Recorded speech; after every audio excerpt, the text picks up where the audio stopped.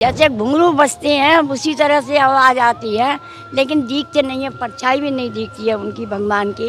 आखिर इस वन में ऐसा क्या होता है जो कोई नहीं देख सकता? तो ऐसे बत्ती चली जाती है, छत पे आते हैं तो ये निधवन में कालापन दिखाई दे जाता है और घुंघरू की बांसुरी की आवाज जो आती है तो हम लोग सब नीचे चले जाते हैं। क्यों यहाँ रहने वाले लोग रात में अपनी खिड़कियों को बंद कर लेते हैं जो इस वन की तरफ है?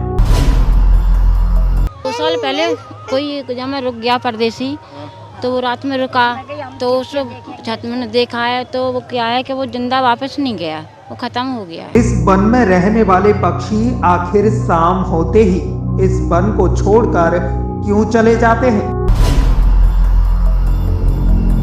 ऐसा कहा जाता है कि इस वन में मौजूद पेड़ रात के समय गोपियां बन जाते हैं और सुबह फिर से वृक्ष के रूप में परिवर्तित हो जाते हैं।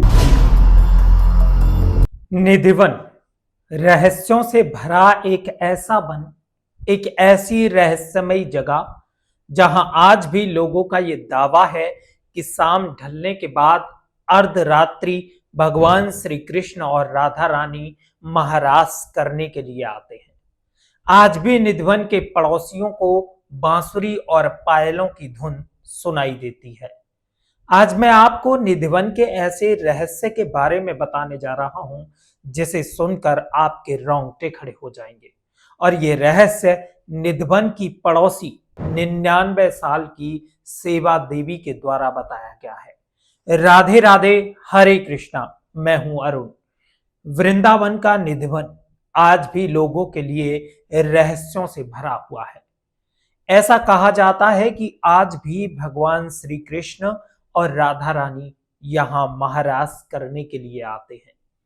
आज भी निधिवन के पड़ोसियों को भगवान श्री कृष्ण की बांसुरी और राधा रानी के पायलों की धुन सुनाई देती है।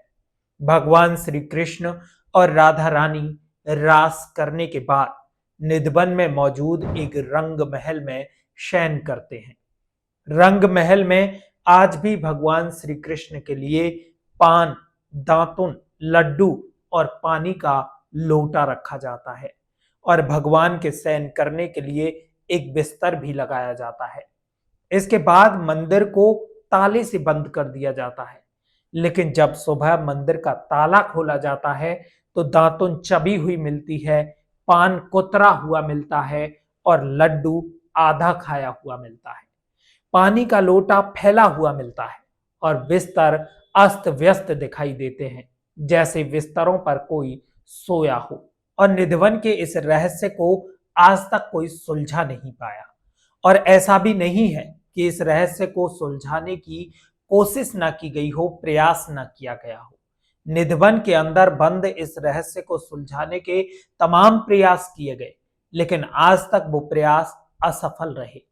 ऐसा भी कहा जाता है कि आज भी अगर निधिवन में रात के समय कोई रुक जाता है तो सुबह उसकी मृत्यु हो जाती है या फिर वो किसी को कुछ बताने लायक नहीं रह पाता। वृंदावन की पड़ोसी 99 साल की बुजुर्ग सेवा देवी ने बताया कि रात को राधिका जी आती हैं और श्रृंगार भी करती हैं।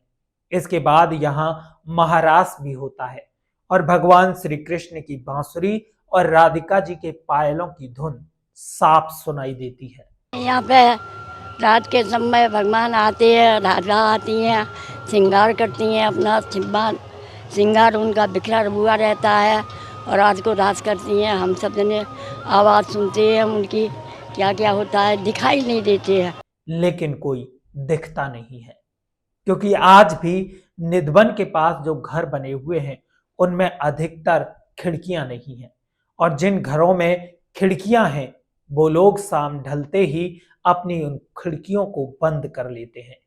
बुजुर्ग महिला की बहू राजकुमारी ने भी बताया कि रात में निधिवन में मौजूद सभी पेड़ सखी बन जाते हैं और इन पेड़ों में कालापन भी आ जाता है और शाम होते ही इंसान तो इंसान, यहाँ तक कि बंदर और यहाँ के पक्षी भी शाम ढलते ही यहाँ से बाहर निकल जाते हैं।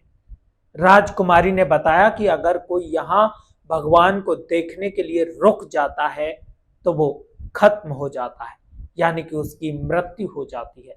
2 साल पहले भी एक परदेसी निधिवन में रुकने आया था, लेकिन सुबह तक उसकी मौत हो गई। 2 साल पहले कोई एक जगह में रुक गया परदेसी, तो वो रात में रुका, तो उस छत में देखा है तो वो क्या है कि वो जिंदा वापस नहीं गया, वो खत्म हो गया है।